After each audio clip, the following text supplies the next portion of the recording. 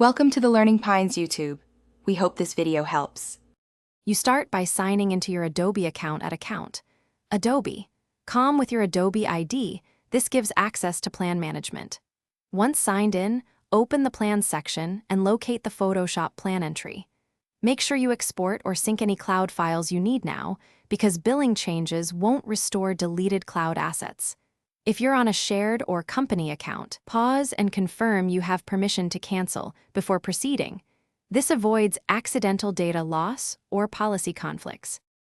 You next click Manage Plan and select Cancel Plan to reveal the available options and the exact refund or fee calculation. Carefully read the cancellation summary.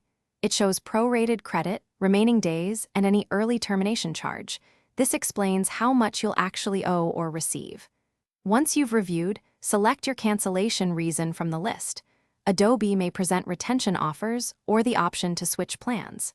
If none apply, confirm cancellation and note the effective termination date shown on screen. You complete the process by saving the confirmation email and any cancellation reference number. This is your proof if billing disputes appear.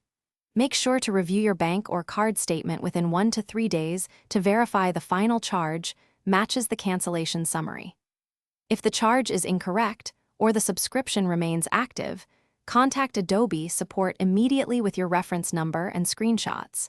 Escalate via chat or phone if needed. That troubleshooting step resolves most problems quickly and documents your case. Thanks for watching. Consider subscribing if we helped you.